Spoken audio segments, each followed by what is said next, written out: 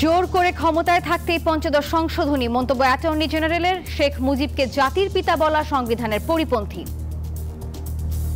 গণতন্ত্রকে সংকুচিত করার জন্য গভর্নমেন্ট আর পার্লামেন্টে যারা প্লেস করেছেন, that is one kind of fraud on the constitution. Roadmap দ্রুত ঘোষণার দাবিতে এবার 10 সাংগঠনিক বিভাগে সমাবেশ করবে বিএনপি। দল নিষিদ্ধের বিষয়ে সিদ্ধান্ত নেবে নির্বাচিত সরকার। এই সরকারের মূলত দায়িত্ব হবে নির্বাচনের জন্য একটি আপনার লেভেল প্লেইং ফিল্ড তৈরি করা। স্বাস্থ্য উপদেষ্টার গাড়ি আটকে সড়ক অবরোধ, জুলাই আন্দোলনে আহতদের। রংপুরের উপদেষ্টা দেওয়ার দাবিতে সড়ক অবরোধ। জলবায়ু পরিবর্তনের কারণে সভ্যতা হুমকির মুখে COP29 সম্মেলনে প্রধান উপদেষ্টা। টিকে থাকতে নতুন সংস্কৃতি গড়ে তোলার আহ্বান। দাম সহনীয় রাখাই চ্যালেঞ্জ, বললেন নতুন বাণিজ্য উপদেষ্টা। যে কোনো মূল্যে পাচার হওয়া অর্থ ফিরিয়ে আনা হবে, মন্তব্য অর্থ উপদেষ্টার। ট্রাম্প প্রশাসনে যুক্ত হচ্ছেন এলন মাস্ক ও বিবেক রামাস্বামী। সরকারি কৃচ্ছ্রতা সাধনে দক্ষতা বিভাগের প্রধান হিসেবে তারা সামলাবেন দায়িত্ব। এবং ফিফা প্রীতি ম্যাচে মালদ্বীপের বিপক্ষে লড়ছে বাংলাদেশ। বসুন্ধরা কিংস এরানায় 1-0 গোলে পিছিয়ে লাল সবুজরা।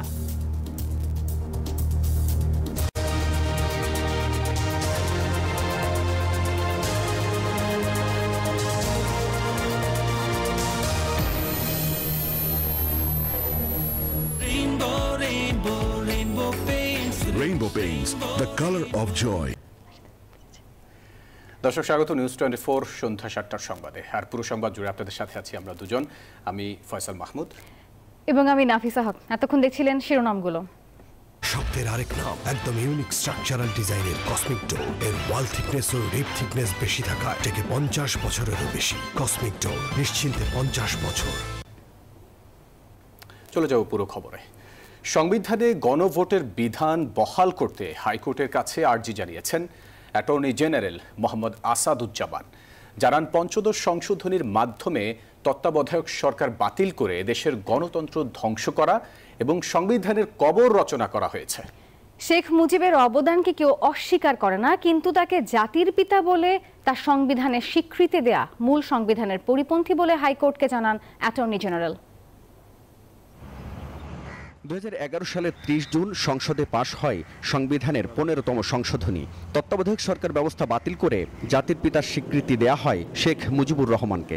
এছাড়া সংবিধানের মৌলিক বিষয়গুলি সংশোধন অযোগ্য করা এবং অসাংবিধানিকভাবে কেউ রাষ্ট্র ক্ষমতা দখল করলে তাকে রাষ্ট্রদ্রোহ, অপরাধ বিবেচনা সহ বিভিন্ন বিষয় সংযুক্ত করা হয় সংশোধনীতে। তবে এই সংশোধনীর বৈধতা চ্যালেঞ্জ করে সম্প্রতি দাখিল করা এক রিটের প্রেক্ষিতে রুল জারি করেন হাইকোর্ট। রাষ্ট্রের সর্বোচ্চ এই আইন কর্মকর্তা বলেন, যারা নিশিরাতে ভোট ডাকাতির মাধ্যমে এমপি হয়েছিলেন তাদের ভোটে এই বিধান বাতিল হয়। 15th অ্যামেন্ডমেন্টের টোটাল স্কিমটাই হলো বাংলাদেশের গণতন্ত্র ধ্বংস করা, ফ্যাসিজমকে প্রলং করা, সুপ্রিমেসি অব দি কনস্টিটিউশন যেটা সেটাকে লঙ্ঘন করা। এদিকে দুপুরে পঞ্চদশ সংশোধনীর বৈধতার রুল শুনানিতে পঞ্চদশ সংশোধনী সরাসরি মুক্তিযুদ্ধের চেতনার পরিপন্থী বলে মন্তব্য করেন অ্যাটর্নি জেনারেল। গণতন্ত্রকে নির্বাসিত করার জন্য এই 7A এবং 7B ইন্ট্রোডিউস করা হয়েছে। এই কারণে যে মানুষকে ভয়ের সংস্কৃতিতে রাখা। আজ যে জনতা বিজয় অর্জন করছে, এটাই গণতন্ত্র, এটাই জনগণের ইচ্ছা। তিনি আরো বলেন, তত্ত্বাবধায়ক সরকার পদ্ধতি বাতিল করে গণতন্ত্র, মৌলিক অধিকার ও আইনের শাসনের কবর রচনা করা হয়েছে। বাঙালি হিসেবে যখন আনছেন, তখন এদেশের ক্ষুদ্র নৃগোষ্ঠী যারা আছে তাদেরকে আপনি এক্সক্লুড করছেন। এই এক্সক্লুশনটা we the people of Bangladesh এই কনসেপ্টের বাইরে, সুতরাং একটা বেসিক স্ট্রাকচার অফ দি কনস্টিটিউশনের বাইরে। এই যে আমার ব্যাংক আরএফএল গ্যাস স্টোভ, এর সায়েন্টিফিক নজল আর ব্রাশ বার্নার তাপকে সমানভাবে ছড়িয়ে খরচ বাঁচায় 25%। আরএফএল গ্যাস স্টোভ নিরাপদ ও গ্যাস সাশ্রয়ী। 304 ফুড গ্রেড স্টেইনলেস স্টিলে তৈরি, যা নিশ্চিত করে জংবিহীন সিঙ্কের আজীবন নিশ্চয়তা। আরএফএল কিচেন সিঙ্ক, স্বাস্থ্যকর কিচেনের চিরস্থায়ী সমাধান। নতুন কর্মসূচি নিয়ে আবারও রাজপথে সরব হচ্ছে বিএনপি। দ্রুত জাতীয় নির্বাচনের রোডম্যাপ ঘোষণা সহ আরও নানা দাবিতে 10 সাংগঠনিক বিভাগে সমাবেশ করার নীতিগত সিদ্ধান্ত নিয়েছে দলটি। বিভাগীয় সাংগঠনিক সম্পাদকদের সঙ্গে আলোচনা করে সমাবেশের দিনক্ষণ চূড়ান্ত করার নির্দেশ দেওয়া হয় সবশেষ স্থায়ী কমিটির বৈঠক থেকে। বিএনপি নেতারা বলছেন, বিদ্যমান বাস্তবতায় ফ্যাসিবাদীদের ষড়যন্ত্র মোকাবেলা করতে রাজপথে নামার কোনো বিকল্প নেই। সাইফুল ইসলামের প্রতিবেদনে দেখুন বিস্তারিত।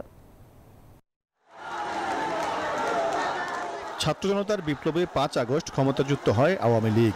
8 আগস্ট ডক্টর মোহাম্মদ ইউনূসের নেতৃত্বে গঠিত হয় অন্তর্বর্তী সরকার। 3 মাসেরও বেশি সময়ের মধ্যে নির্বাচনের রোডম্যাপ ঘোষণা না করায় কিছুটা অস্বস্তি আছে বিভিন্ন রাজনৈতিক দলে।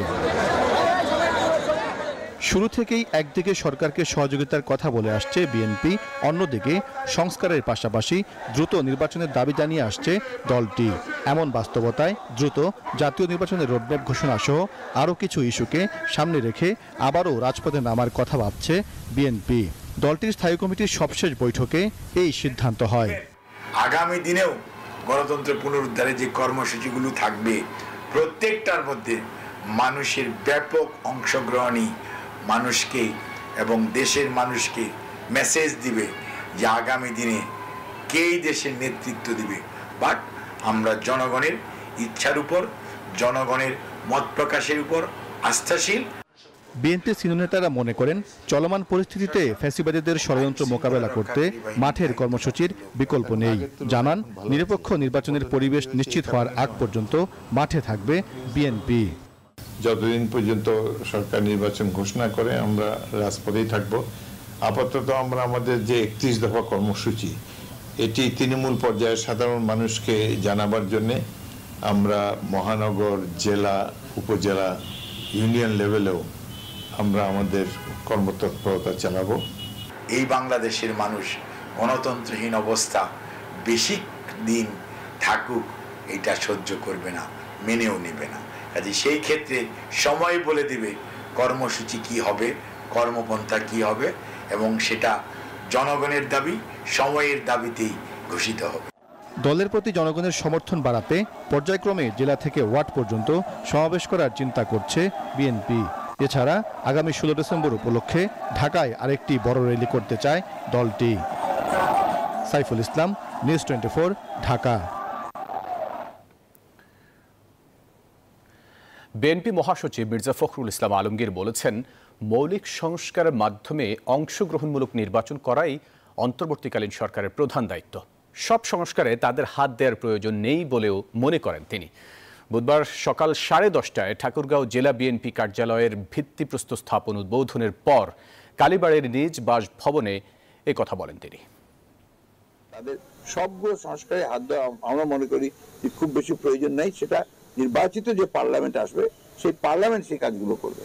এখানে এই সরকারের মূলত দায়িত্ব হবে ওই নির্বাচনের জন্য একটি আপনার লেভেল প্লেইং ফিল্ড তৈরি করা, এবং সকলে যেন ভোট দিতে পারে এবং সকলে যেন অংশগ্রহণ করতে পারে, তার জন্য একটা কাজ তৈরি করা। আর সেই ভোটে রিগিং করার যে ব্যবস্থা আওয়ামী লীগ করে গিয়েছিল, সেটাকে নির্মূল করে নিরপেক্ষ লোকজন থেকে নির্বাচন পরিচালনার জায়গায় বসানো। বিজলি কেবলস যে কোনো স্থাপনার বৈদ্যুতিক সংযোগকে রাখে নিরাপদ। এর স্ক্রিন কোটেড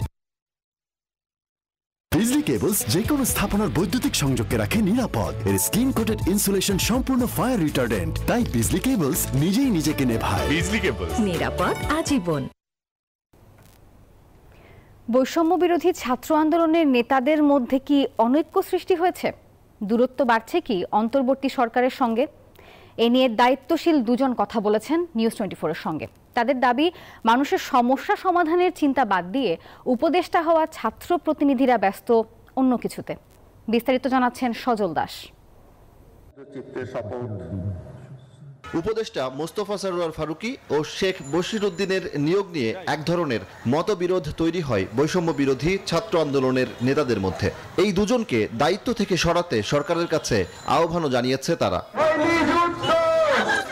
কেন তাদেরকে উপদেষ্টা হিসেবে চান না, ব্যাখ্যা করেন সেই কারণও।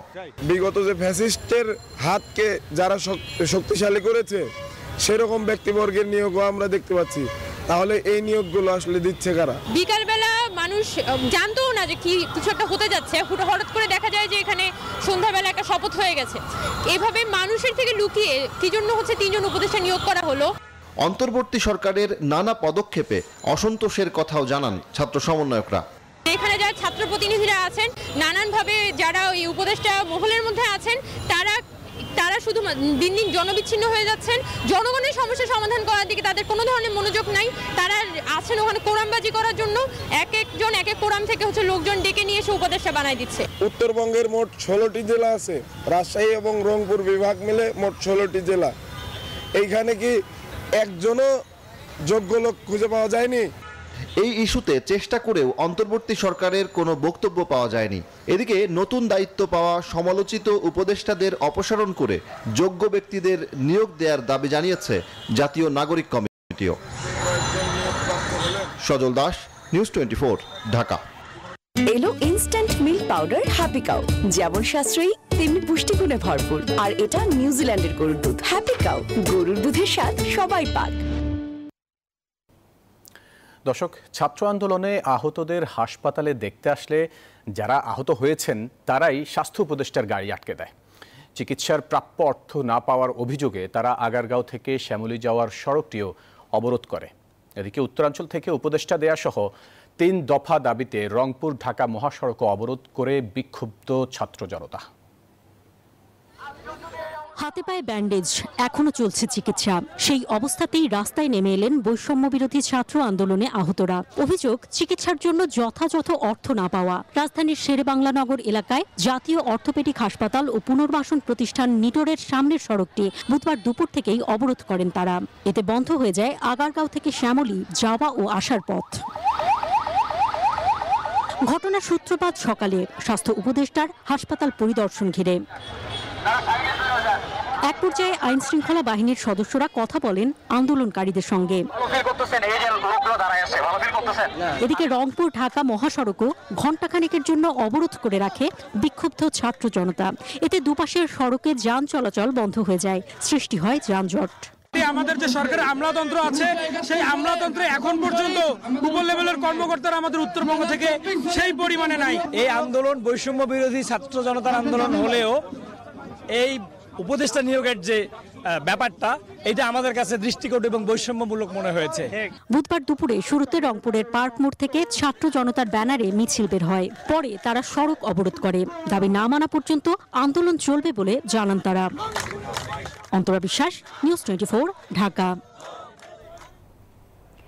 বৈশ্বিক অর্থনীতির বর্তমান কাঠামোই জলবায়ু ধ্বংসের মূল কারণ, এমন মন্তব্য করেছেন অন্তর্বর্তী সরকারের প্রধান উপদেষ্টা ডক্টর মোহাম্মদ ইউনূস। তিনি বলেন, পৃথিবীকে বাঁচাতে নতুন অর্থনৈতিক কাঠামো তৈরি করতে হবে, যার সামাজিক ব্যবসা। আজারবাইজানের রাজধানী বাকুতে বৈশ্বিক জলবায়ু পরিবর্তন বিষয়ক সম্মেলন COP29-এ এই কথা বলেন তিনি। এ সময় মেধা, অর্থ আর যুব শক্তির সমন্বয়ে নতুন এক সভ্যতা গড়ে তোলার আহ্বান জানান ডক্টর ইউনূস। অস্বাভাবিক পরিবর্তনের কারণে পৃথিবীর উষ্ণতা বাড়ছে, বরফ গলে ফুলে ফেপে উঠছে সমুদ্রপৃষ্ঠ। এর পেছনে অন্যতম কারণ বলা হচ্ছে উন্নত দেশগুলোর অনিয়ন্ত্রিত কার্বন নিঃসরণ। তবে এর জন্য দায়ী না হয়েও ভুক্তভোগী দেশের তালিকায় বাংলাদেশের নাম একেবারে ওপরের দিকে। জলবায়ুর সংকট যখন মানব সভ্যতার ধ্বংস ডেকে আনার হুমকি দিচ্ছে, তখন পুরো বিষয়টিকে নতুন দৃষ্টিকোণ থেকে দেখতে বিশ্বের প্রতি আহ্বান জানালেন অন্তর্বর্তী সরকারের প্রধান উপদেষ্টা ডক্টর মোহাম্মদ ইউনূস। বললেন, মানব সভ্যতা টিকিয়ে রাখতে হলে গ্রহণ করতে হবে ভিন্ন জীবনধারা, গড়ে তুলতে হবে ভিন্ন এক সংস্কৃতি।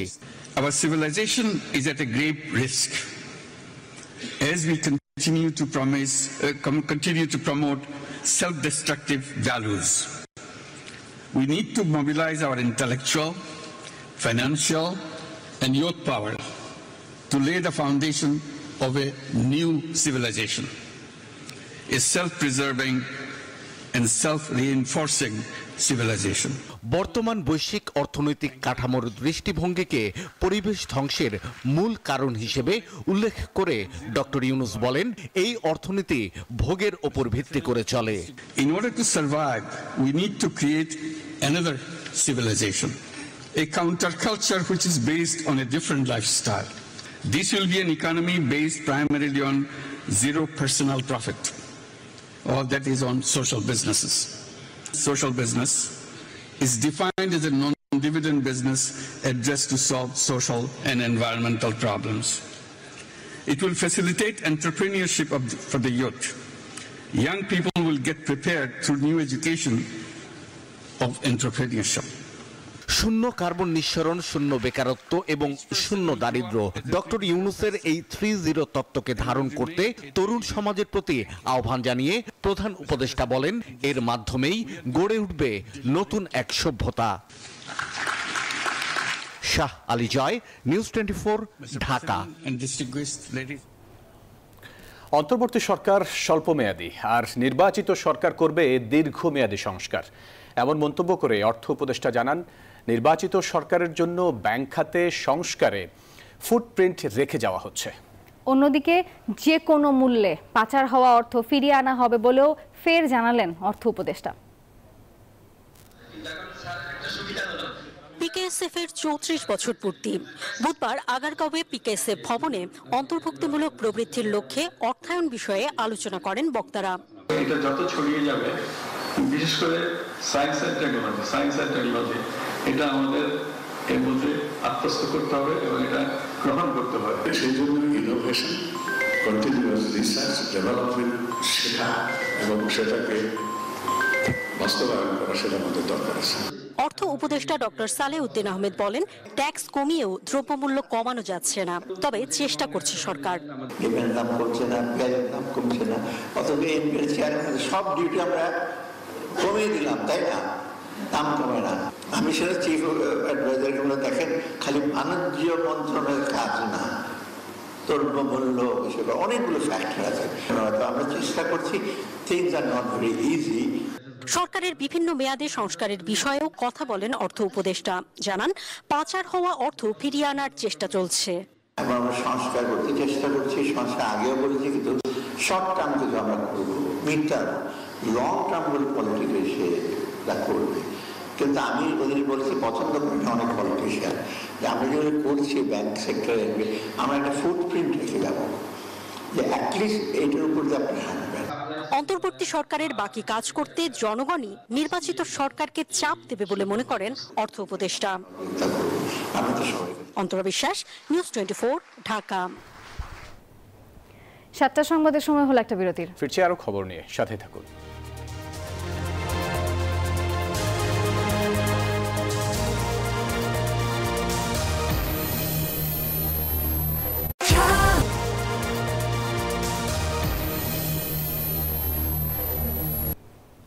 স্বাগত আরো একবার। দেখছেন সন্ধ্যার সংবাদ। হত্যাসহ বিভিন্ন মামলায় সাবেক মন্ত্রী, মেয়র সহ বেশ কয়েকজনকে রিমান্ড দিয়েছেন আদালত। তাদের মধ্যে আছেন সাবেক কৃষিমন্ত্রী আব্দুস শহীদ ও ডিএনসিসির সাবেক মেয়র আতিকুল ইসলাম। এদিকে আলাদা 3টি মামলায় সাবেক এমপি সাদেক খান ও জাসদ সভাপতি হাসানুল হক ইনুকে নতুন করে গ্রেপ্তার দেখানো হয়েছে। রাজধানীর বিভিন্ন থানার হত্যা মামলায় ঢাকার উত্তর সিটির সাবেক মেয়র আতিকুল ইসলামকে রিমান্ডে নেয়ার আবেদন করেন তদন্ত কর্মকর্তা। শুনানি শেষে তার 5 দিনের রিমান্ড মঞ্জুর করা হয়।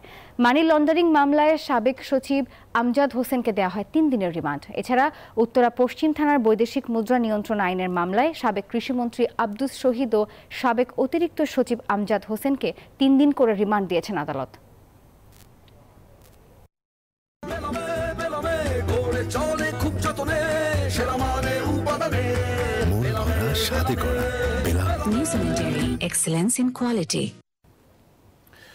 সংবিধানে নির্বাচন ব্যবস্থার ক্ষেত্রে না ভোট ও প্রত্যাহারের ব্যবস্থা রাখতে হবে। বুধবার জাতীয় প্রেস ক্লাবে এক আলোচনা সভায় মন্তব্য করেন রাজনৈতিক বিশ্লেষক ও অর্থনীতিবিদ অধ্যাপক আনু মোহাম্মদ। সভায় লেখক ও অধ্যাপক সলিমুল্লাহ খান বলেন, সুষ্ঠু নির্বাচনে বর্তমান নির্বাচনী আইন যথেষ্ট নয়। সংবিধান থেকে তো ক্ষমতা আসে না, ক্ষমতা থেকে সংবিধানের ধরন তৈরি হয়, কিংবা সংবিধানের কোন অংশ কার্যকর হবে কোন অংশ কার্যকর হবে না সেটা নির্ভর করে ক্ষমতার উপরে। তো সেই কারণে ক্ষমতায় যারা ছিল বাংলাদেশে, তারা শিক্ষা, স্বাস্থ্য, রাষ্ট্রের দায়িত্ব গ্রহণ করবে এই কথাটাকে গুরুত্ব দেয় নাই কখনো, এবং মৌলিক অধিকারের যে জায়গাগুলো আছে সেটাকে বারবার খর্ব করার চেষ্টা করেছে।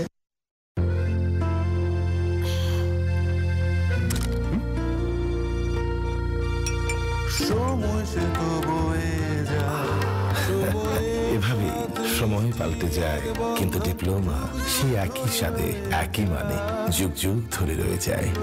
নিউজিল্যান্ডের এক্সেলেন্স ইন কোয়ালিটি। সন্তানদের রক্ত যেন বৃথা না যায়।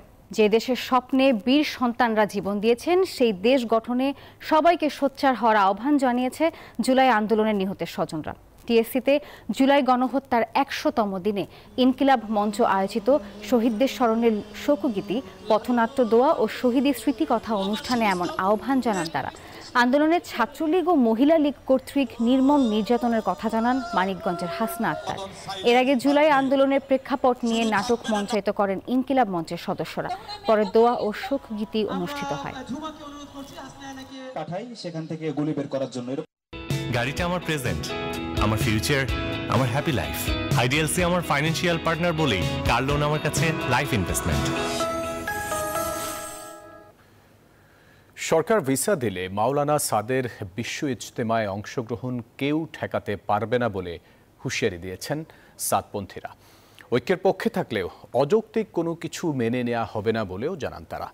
বুধবার জাতীয় প্রেস ক্লাবে সংবাদ সম্মেলনে বিশ্ব ইজতেমার প্রথম পর্ব পালন এবং কাকরাইল মার্কাজ নিজামুদ্দিন অনুসারীদের বুঝিয়ে দেয়া সহ ৭টি দাবি উপস্থাপন করেন সাদপন্থীরা।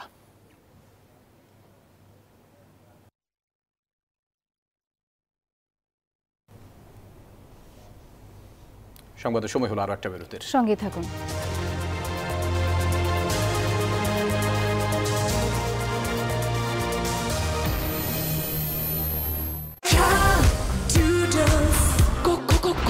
Introducing ঝাঁঝালো ঝালের জ্বালাময়ী অথেন্টিক স্বাদে ডুডলস কোরিয়ান রামেন, কঠিন ঝাল।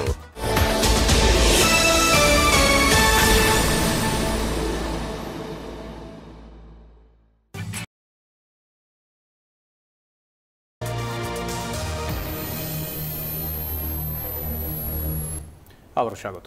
দেখছি নিউজ 24 সন্ধ্যা সংবাদ। বিগত শেখ হাসিনা সরকারের আমলে দুর্নীতি ও স্বেচ্ছাচারিতার মাধ্যমে শত কোটি টাকার অবৈধ সম্পদ গড়েছেন বিটিভির সাবেক জিএম মাহফুজ আক্তার। শুধু শিল্পীদের জন্য বরাদ্দ থেকে লোপাট করেন ২১ কোটি টাকা। তার বিরুদ্ধে অভিযোগ রয়েছে রংপুর, ঢাকায় একাধিক সম্পদের পাশাপাশি কানাডাতেও কিনেছেন বিলাসবহুল বাড়ি। বুধবার দিনভর এসব দুর্নীতির বিষয়ে দুদকের মুখোমুখি হন মাহফুজ আক্তার। আমার নামে কোনো অভিযোগ নাই, আমি এখানে জানতে এসেছি। দুদকের বারান্দায় এক সময়ের প্রতাপশালী আওয়ামী লীগ সরকারের কর্মকর্তা মাহফুজ আক্তার। পতিত সরকারের আস্থাভাজন মাহফুজা বাংলাদেশ টেলিভিশনের সাবেক জেনারেল ম্যানেজার। বুধবার বিটিভির ২১ কোটি টাকা আত্মসাতের অভিযোগে তাকে জিজ্ঞাসাবাদ করে সংস্থাটি। এর মধ্যে শিল্পী সম্মানী খাত থেকে ১৩ কোটি টাকা দুর্নীতিবাজ ৩ কর্মকর্তার সাথে যোগসাজশে লুটপাট করেন। আর চট্টগ্রাম কেন্দ্রে থাকাকালে ৯-৬ করেন ৮ কোটি টাকা।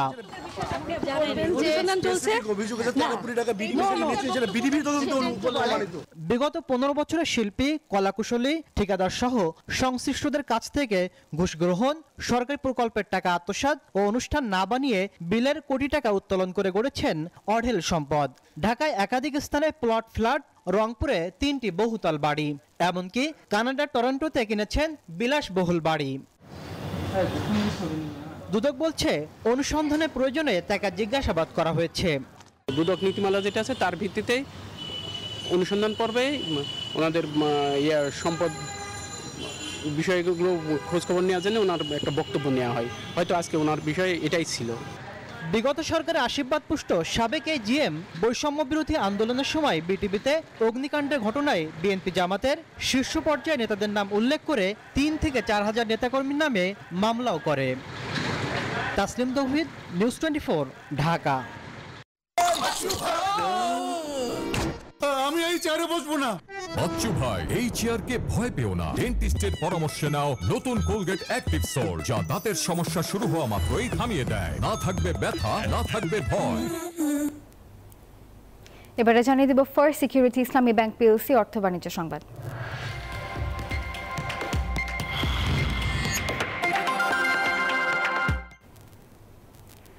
এখন থেকে বাজার ব্যবস্থাপনায় আর সিন্ডিকেট থাকবে না, থাকবে প্রতিযোগিতা, এমনটাই জানিয়েছেন বাণিজ্য উপদেষ্টা শেখ বশিরউদ্দিন। বাজার নিয়ন্ত্রণ করায় চ্যালেঞ্জ জানিয়ে তিনি বলেন, অভ্যন্তরীণ সরবরাহ বাড়িয়ে শিগগিরই বাজারকে সহনীয় করা হচ্ছে। নিউজ 24কে এসব জানিয়েছেন বাণিজ্য উপদেষ্টা শেখ বশিরউদ্দিন। এমন একটা সময় আপনি দায়িত্ব নিয়েছেন, সে সময় আসলে বাজারের অবস্থাটা গত সরকারের আমল থেকেই মানুষের কাছে অসহনীয় উঠেছে এবং এই 3 মাসেও সরকার আসলে কতটা করতে পারছে, মানুষ আসলে এখনো বাজারের জিনিসপত্রের দাম হাতের নাগালে নাই। মাননীয় উপদেষ্টা, আপনি যে ব্যবসায়ী, আপনার কাছে চ্যালেঞ্জটা কি এই সময় এসে? আসলে একই সেম চ্যালেঞ্জ দ্যাট আপনি যেটা বলেছেন ওইটাই চ্যালেঞ্জ, এবং আমরা আমাদের সকল সহকর্মীকে একসাথে মানে এক হয়ে আমরা সকল রকম অ্যানালিসিস করছি যে ব্যবসাকে আরো বেশি মানে সংযুক্ত করা এবং বাজারে সরবরাহ বাড়ানো। আশাবাদী যে আসলে মানুষের কাছে বাজারটা সহনীয় হবে, সেই প্রচেষ্টাই তো আমার একমাত্র কাজ। আজকের বিকালের বাজারটাও আপনার জন্য বেশি সহনীয় করতে পারি, তাহলে আমি খুব খুশি হব। সরবরাহকে চট করে হয় না, অবশ্যই না, অবশ্যই না। সেক্ষেত্রে কি, বাট সেই ক্ষেত্রে যে ডিসকানেক্ট গুলো আছে, যে অসঙ্গতিগুলো আছে, সেগুলোকে আমরা নির্দিষ্ট করার চেষ্টা করছি এবং আমরা আমদানি এবং স্থানীয় উৎপাদনকে একসাথে সম্মেলন করে এবং আমাদের যে মানে আমাদের স্থানীয়ভাবে যে ইনভেন্টরিটা আছে সেটাকে কম্বাইন করে সকল কিছুকে আমরা একসাথে একযোগে কাজ করার চেষ্টা করছি। মানুষের জন্য আপনার শেষ মেসেজটা কি? মানুষ বাজার নিয়ে সাধারণ মানুষের জন্য আমাদের প্রচেষ্টা সর্বোত্তমভাবে জারি আছে। আমি ব্যক্তিগতভাবে বাংলাদেশের বিভিন্ন জায়গায় যাচ্ছি, আমরা আমাদের প্রশাসনিক এঙ্গেজমেন্টটাকে আমি যতটুকু সম্ভব বাড়ানোর চেষ্টা করছি, ব্যবসায়ীদের সাথেও বিভিন্ন রকমের সলা পরামর্শ করছি, বিভিন্ন সভাও করছি। আগামীকালও আমি ব্যবসায়ী প্রতিনিধিদের সাথে বসছি এবং সামগ্রিকভাবে সংযোগ বৃদ্ধি করার চেষ্টা করছি। বাজারে সরবরাহ বাড়লেই আশা করা যায় আল্লাহর রহমতে, এবং এর মধ্যে আন্তর্জাতিক বাজারেও বিভিন্ন রকমের দর বৃদ্ধি, দর পতন, বিভিন্ন ঘটনা ঘটছে পণ্য ভেদে। সো এই জিনিসগুলোর কিছু রিফ্লেকশন তো আসবেই। আন্তর্জাতিক প্রসঙ্গ, সরকারি দক্ষতা বিভাগ নামে নতুন একটি বিভাগ খুললেন যুক্তরাষ্ট্রের প্রেসিডেন্ট নির্বাচিত ডোনাল্ড ট্রাম্প। পরিচালনার দায়িত্ব দেওয়া হয়েছে মার্কিন ধনকুবের ইলন মাস্ক ও রাজনীতিবিদ ও উদ্যোক্তা বিবেক রামাস্বামীকে। সংক্ষেপে এই বিভাগের নাম ডিওজিই। ট্রাম্প জানান, বিভাগটি কেন্দ্রীয় সরকারের ব্যয় ও সরকারের আকার কমানোর উপর গুরুত্ব দেবে। এছাড়া বিধিনিষেধের বাড়াবাড়ি কমানো এবং কেন্দ্র সরকারের সংস্থাগুলোকে পুনর্গঠন করার দিকেও নজর দেবে তারা।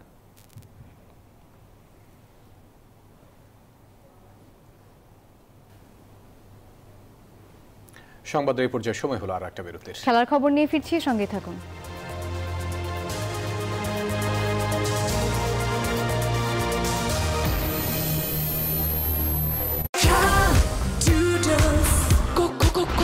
Introducing ঝাঁঝালো ঝালের জ্বালাময়ী অথেন্টিক স্বাদে ডুডলস কোরিয়ান রামেন। ঠোঁট বা স্কিন ভ্যাসলিন।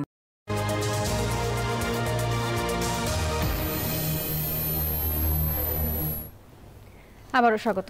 দেখছেন সন্ধ্যার সংবাদ।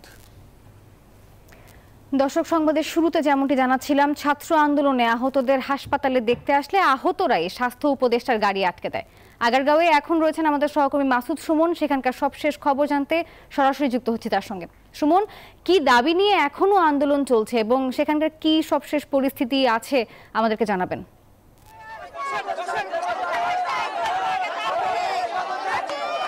আপনারা যেমনটি বলছিলেন, যেমনটি দেখেছেন যে সকালে স্বাস্থ্য উপদেষ্টা আসার পর এবং ব্রিটিশ হাইকমিশন আসার পরে কিন্তু যে পরিস্থিতি তৈরি হয়, তারা চতুর্থ তলায় সবার সাথে কথা বলেন যারা আহত, তৃতীয় তলায় কথা বলেননি।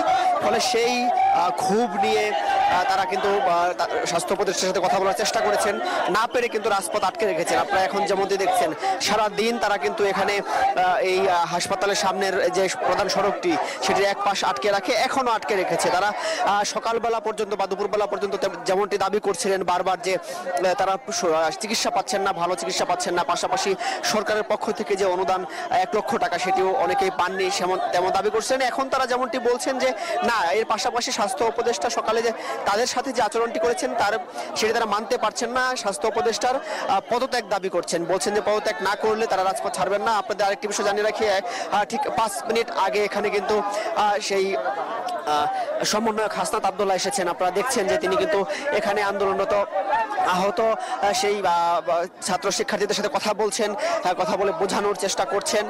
তিনি আন্দোলন এই রাজপথ ছেড়ে দেওয়ার চেষ্টা করছেন, বিভিন্নভাবে আশ্বাস দেওয়ার চেষ্টা করছেন, কিন্তু ঠিক তার আন্দোলনরত যেসব আহত রোগীরা রয়েছেন তারা বলছেন যে না, এর সুষ্ঠু সমাধান ব্যতীত তারা রাজপথ থেকে উঠবেন না।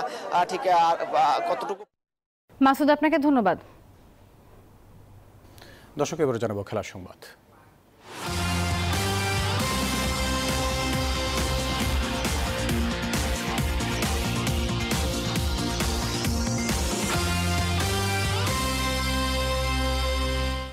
দর্শক, মালদ্বীপ ও বাংলাদেশের মধ্যকার ম্যাচ চলছে, সেখানে আছেন সহকর্মী সুখন সরকার। আমরা সরাসরি যুক্ত হব তার সাথে। সুখন, ইতিমধ্যেই মালদ্বীপ 1-0 এগিয়ে, কি মনে হচ্ছে শেষ পর্যন্ত বাংলাদেশ জয় ছিনিয়ে আনতে পারবে কিনা, আর দর্শকদের উপস্থিতি কেমন দেখছেন?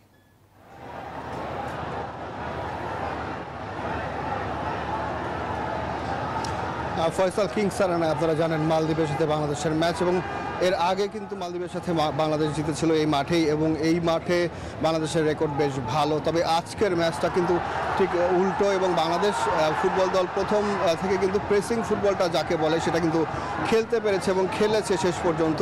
নির্ধারিত সময় অর্থাৎ 90 মিনিটে কিন্তু বাংলাদেশ 1-0 গোলে পিছিয়ে থেকে শেষ করেছে। এখন অতিরিক্ত সময়ের খেলা চলছে। এই অতিরিক্ত সময়ে আসলে বাংলাদেশ ম্যাচে ফিরতে পারবে কিনা, বা মালদ্বীপকে গোল দিতে পারবে কিনা, বা গোল করে সমতায় ফিরে ম্যাচটি শেষ করতে পারবে কিনা, সেটা কিন্তু এখনও নিশ্চিত না। বাংলাদেশের যে দর্শক যারা আছেন তারা কিন্তু আসলে শেষ পর্যন্ত, আমরা এখন পর্যন্ত দেখছি যে তারা উৎসাহ দিয়ে যাচ্ছে বাংলাদেশের ফুটবলারদেরকে, এবং শেষ পর্যন্ত হয়তো উৎসাহ দিয়ে যাবেন। তবে আজকে যেটি লক্ষ্য করা গেছে ম্যাচের প্রথম থেকে একদম শেষ পর্যন্ত, এখন পর্যন্ত বাংলাদেশ প্রেসিং ফুটবল খেললেও ফিনিশিংটা কিন্তু বাংলাদেশ করতে পারেনি, এবং বাংলাদেশের যে ফিনিশারের অভাব এবং ডিফেন্সের যে বাজে অবস্থা, এবং সেই বাজে অবস্থার কারণে কিন্তু প্রথম দিকেই গোলটা হজম করতে হয়েছে। ভুল না হলে ম্যাচের 17 মিনিটে গোলটি করেছিল মালদ্বীপ, এবং তখনই কিন্তু এগিয়ে গেছে। কিন্তু এরপরে কিন্তু বাংলাদেশ দল প্রথমার্ধে এবং দ্বিতীয়ার্ধে পুরোটা সময় জুড়ে কিন্তু মালদ্বীপকে আক্রমণ করার চেষ্টা করেছে, কিন্তু মালদ্বীপের ডিফেন্সের কাছে এসে আটকে গেছে, এবং যে বাংলাদেশ ভালো ফিনিশিং দিতে পারেনি। সব কিছু মিলিয়ে বাংলাদেশের এখন পর্যন্ত আসলে ড্র করা ছাড়া কোনো আশা দেখা যাচ্ছে না। আরও হয়তো 2-3 মিনিট দেরি আছে, সেই 2-3 মিনিটের মধ্যে বাংলাদেশ গোল পরিশোধ করতে পারে কিনা সেটা এখন দেখার বিষয়। সুখন, আপনাকে ধন্যবাদ। দর্শক, এই ছিল নিউজ 24 সন্ধ্যা সংবাদ। এতক্ষণ সঙ্গে থাকার জন্য ধন্যবাদ সবাইকে।